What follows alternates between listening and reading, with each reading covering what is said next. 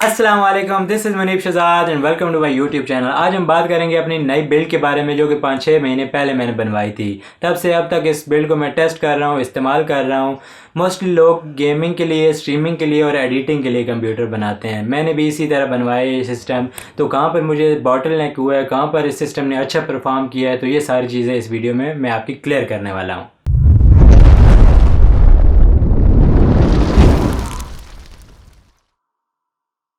बात करते हैं कंप्यूटर्स के बारे में। 2002 में मैंने IBM Pentium 1 इस्तेमाल करना शुरू किया और साथ साथ कंप्यूटर अपग्रेड करता गया और अब 2020 में मेरे पास i5 9 जनरेशन का सिस्टम है।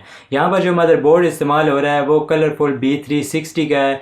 इससे पहले जो मदरबोर्ड इस्तेमाल होना था इसमें वो गीगाबाइट या MSI का कोई मैंने लेना था B365 का, लेकिन उसमें बोर्ड में कोई इशू था और इसलिए ये बोर्ड रिप्लेस हो गया कलरफुल B360 के साथ। अगर ओवरऑल बोर्ड की बात की जाए तो इनमें कोई इतना डिफरेंस नहीं होता, डिज़ाइन का थोड़ा फ़र्क आ जाता है और जो चीज़ ज़्यादा बिकती है फिर उसकी ज़्यादा वैल्यू बना दी जाती है।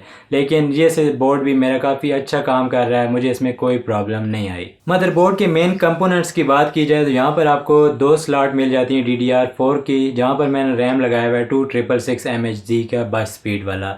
यहाँ पर एक M2 की स्लॉट देखने को मिल जाती है जो कि इंटेल ऑक्टेन सपोर्ट करती है।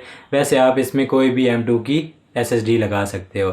एक GPU स्लॉट मिल जाती है जहाँ पर आप अपना कोई भी ग्राफिक कार्ड लगा सकते हो। अगर रेयर पैनल की बात की जाए तो वहाँ पर आपको PS2 कंबाइन मिल जाता है, कीबोर्ड माउस का HDMI डिस्प्ले पोर्ट और DVI की पोर्ट देखने को मिल जाती है। 6 चैनल का हाई डेफिनेशन ऑडियो कोडेक मिल जाता है इसमें और 6 आपको USB पोर्ट्स देखने को मिल जाती हैं, जहाँ पर 2.0 की 2 पोर्ट्स हैं, 3.1 की जनरेशन 1 की 2 पोर्ट्स हैं और 3.1 जनरेशन 2 की 2 पोर्ट्स हैं।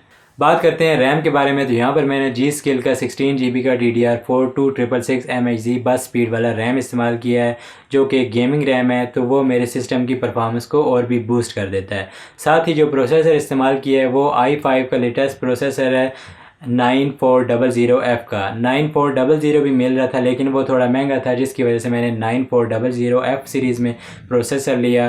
तो इस प्रोसेसर में इसका अपना ग्राफिक नहीं होता, बिल्कुल भी नहीं होता। अगर आप ये प्रोसेसर लेते हो तो लाजमी आपको कोई ग्राफिक कार्ड साथ चाहिए होगा, जिसकी वजह से मैंने ग्राफिक कार्ड लिया GTX 1070 8GB में, जो कि EVGA कंपनी का है। तो इन तीनों चीज़ों की वजह से मेरे सिस्टम की परफॉर्मेंस काफ़ी ज़्यादा बूस्ट हो गई है। पावर सप्लाई की बात करें तो यहाँ पर डेल की 80+ रेटिंग वाली 550 वाट की पावर सप्लाई इस्तेमाल हो रही है जो कि काफ़ी अच्छी है। ठीक है, यहाँ पर ट्रिप सिस्टम भी मुझे देखने को मिल जाता है जो कि मेरी पुरानी पावर सप्लाई थी। ठीक है, पुराना कलरफुल H81 का मेरा सिस्टम था, इस सिस्टम से निकाल के मैंने इस सिस्टम में लगा ली क्योंकि मेरा बजट उसको काफ़ी टाइट था, इसलिए मैंने और पावर सप्लाई नहीं ली। स्टोरेज की बात की जाए तो यहाँ पर मैंने WD Green 240 GB SSD लगाई, जिससे बूट टाइम और एप्लीकेशन लोडिंग टाइम काफ़ी कम हो गए। और एडिशनली मैंने Seagate 2 TB की हार्ड ड्राइव लगवाई जिसमें मैंने मीडिया रखना था क्योंकि करनी थी मैंने एडिटिंग, और इन सारी चीज़ों को एक केस में लगाना था। और सबसे सस्ता ऑप्शन जो मेरे पास था वो था Versa N26 का, जो कि थर्मलटेक कंपनी की है। इसका भी अगर आप फुल रिव्यू देखना चाहते हो तो मैं पहले कर चुका हूँ, ऊपर आई कार्ड में आपको लिंक मिल जाएगी या डिस्क्रिप्शन में लिंक मिल जाएगी, आपको इसमें सब डिटेल्स मिल जाएंगी इसकी। ओवरऑल बात की जाए तो ये सिस्टम मैंने फुल टाइम एडिटिंग के लिए बनवाया था। यहाँ पर मैंने Adobe 2019 और 2018 दोनों इस्तेमाल किए चेक करने के लिए कि क्या पता ये मसला मुझे 2019 में आ रहा हो, 2018 में ना आता हो, तो इसलिए मैंने दोनों चेक किए। आप फुल टाइम एडिटर हो तो आप अपना पहला इवेंट इंपोर्ट करते हो, इंपोर्ट स्मूथली हो जाता है, उसके आप सारे सीन बना देते हो।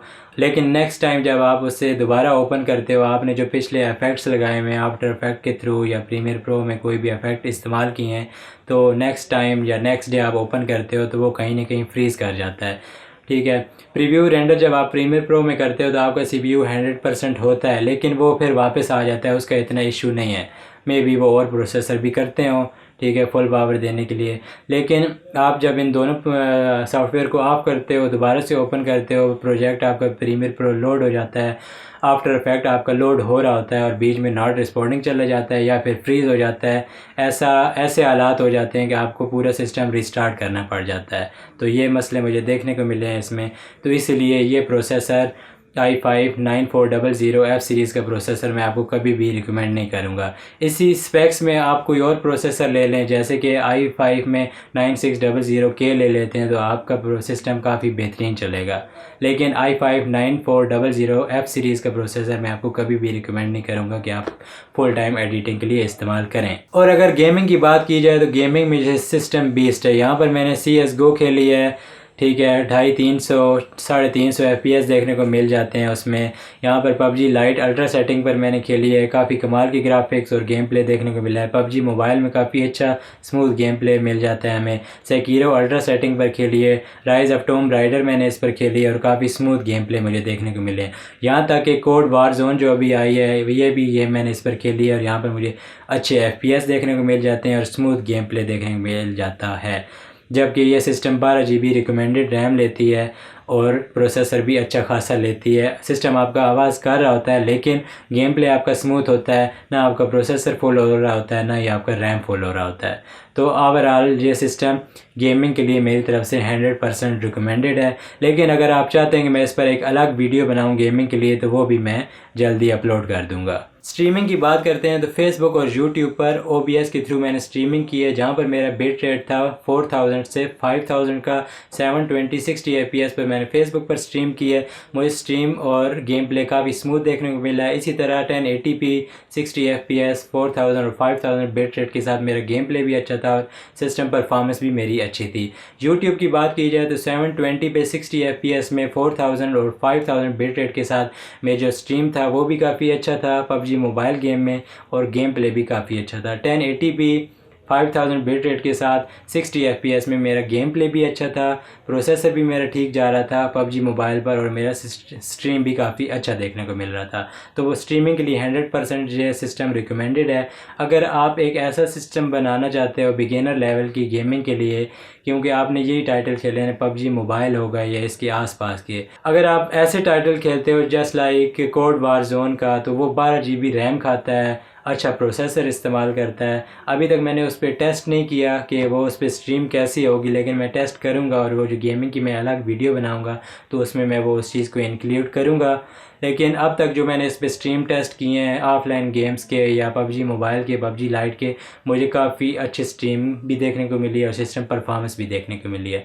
तो ये सिस्टम बिगिनर लेवल गेमिंग और स्ट्रीमिंग के लिए मेरी तरफ से 100% रिकमेंडेड है। और प्राइस की बात करें तो 1,15,000 में विदाउट पावर सप्लाई की ये सिस्टम मैंने बनवाया था उस वक्त में भी। आजकल इसका रेट कम हो इन चीज़ों का और में भी ज़्यादा हो, क्योंकि कोरोना की वजह से काफ़ी मसले बने हुए हैं, मार्केट्स बंद हैं, और इसके बाद जब ओपन हो मार्केट तो ये सिस्टम महंगा मिले सही है, या में भी सस्ता भी मिल सकता है आपको। लेकिन अगर आपको हाई लेवल की गेमिंग करनी है, स्ट्रीमिंग करनी है, तो लाजमी बात है आपको 1,20,000 या 1.5 लाख रुपए लगाना पड़ेगा, सही है। ये जो GPU यहाँ पर जो मेरा इस्तेमाल हो रहा था ये मैंने यूज़ में ले लिया था, तो ये मुझे 40,000 का पड़ गया था, सस्ता पड़ गया था।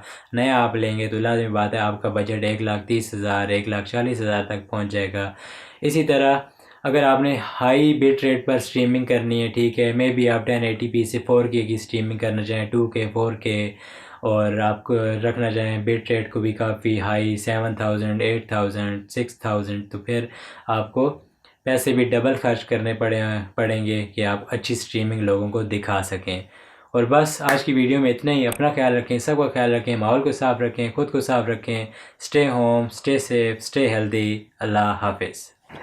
और बन गई वीडियो, ये वीडियो बन रही थी तकरीबन सुबह से मैं बैठा हुआ था और अभी वीडियो पूरी बनी है।